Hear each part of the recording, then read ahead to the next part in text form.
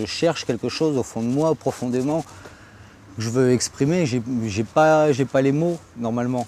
Je suis un handicapé des mots. C'est pour ça que j'ai fait la peinture, la sculpture, parce que je pensais que j'étais pas un bon parleur. Et la vie, ben, on se découvre et voilà. Donc je souhaite me découvrir et faire découvrir aussi aux autres ma passion, et je la transmets. Quand je rencontre quelqu'un, je lui transmets tout de suite une flamme.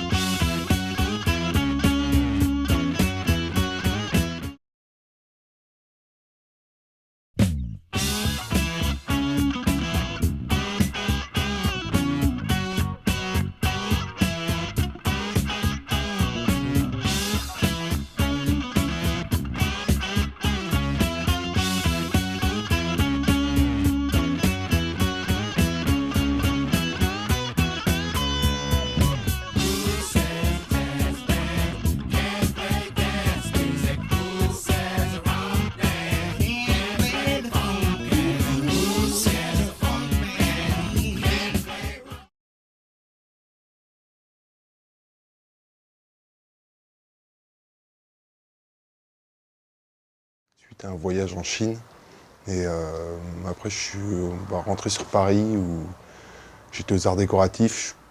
Je pensais arrêter un peu les arts décoratifs, enfin je trouvais plus ma place dans cette école. J'ai découvert l'atelier de gravure où j'ai commencé à faire de la gravure, donc à travailler pas mal en noir et blanc. Et où en fait j'avais ramené des pinceaux de Chine, et petit à petit, voilà, en fait, suite à la gravure, je me suis mis à peindre par besoin de m'exprimer sur des formats plus conséquents et de manière plus directe. Les pinceaux, au début, je ne pensais pas les ramener pour moi, mais en fait, voilà, je les voyais dans un coin de ma chambre, et puis à la fin, je me les suis, enfin voilà, je me les suis appropriés.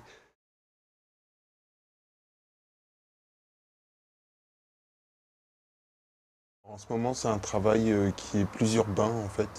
C'est vrai que j'ai eu beaucoup de périodes où je travaillais plus dans des courbes avec beaucoup de, des cercles, des ellipses et des droites très arrondies. Et c'est vrai qu'en ce moment, mon travail devient plus rectiligne, si je puis dire, parce qu'il y a toujours un peu une volonté, c'est des droites assez courbes, en fait. Il y a une volonté un peu comme si c'était une vue de ville à travers un fisheye. C'est des recherches de perspective, en fait, assez intuitives, sans chercher forcément à construire. C'est plus des pulsions qui vont me faire placer des droites à certains endroits.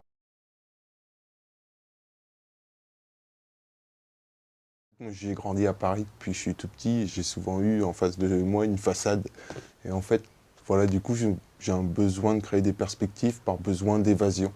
Après, souvent, en ce moment, c'est des perspectives assez qui font penser à des gouffres où on plonge dans la toile. Et cette plongée, ça peut s'apparenter à beaucoup de choses. Ça peut être plongé dans un monde comme si on fait de la plongée sous-marine. Ça peut aussi être le saut en chute libre. Enfin, c'est un peu... Enfin, je fais pas mal de sport, j'aime beaucoup de mouvements. Ça fait, je pense, un peu partie de mon travail.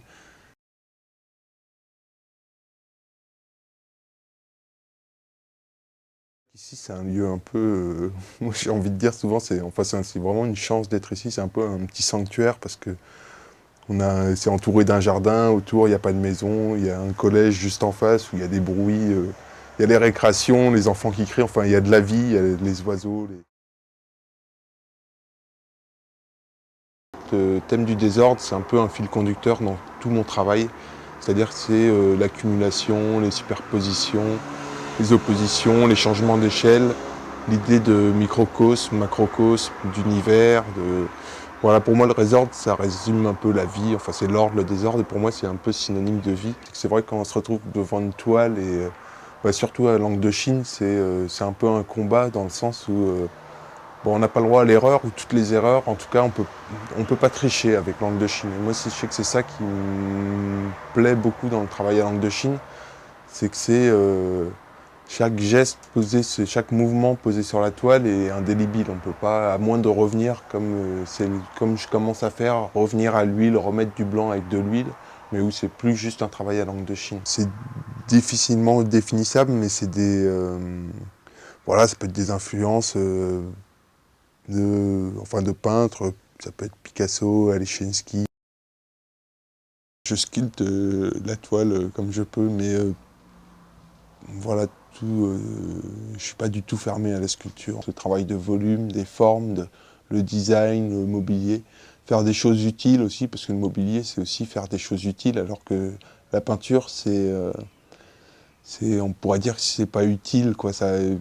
C'est pas une utilité directe dans la vie de tous les jours, c'est des utilités plus, j'ai envie de dire, mystiques, métaphysiques, spirituelles ou ce qu'on veut. Les gens qui sont organisés, c'est des gens bordéliques en général. La gravure, c'est un peu ce qui m'a mis le pied à l'étrier pour rentrer dans tout l'univers de la peinture, de la création picturale. Je fais un meuble de rangement et je travaille sur le désordre. Je fais de la gravure et on a souvent une image de la gravure assez stricte, où tout est carré, chaque chose à sa place. Et justement, moi, ce qui m'a intéressé dans la gravure, c'est d'essayer d'aller à l'encontre de tout ça, de travailler justement des choses lâchées, impulsives, pas forcément réfléchies. Et donc, voilà, travailler vraiment sur des pulsions et faire ressortir quelque chose, quoi. C'est presque, j'ai envie de dire, chamanique, quoi. C'est comme si je pouvais rentrer en transe, où j'essaye de transcender des sentiments, des impressions, mais tout en restant, voilà, c'est vraiment personnel.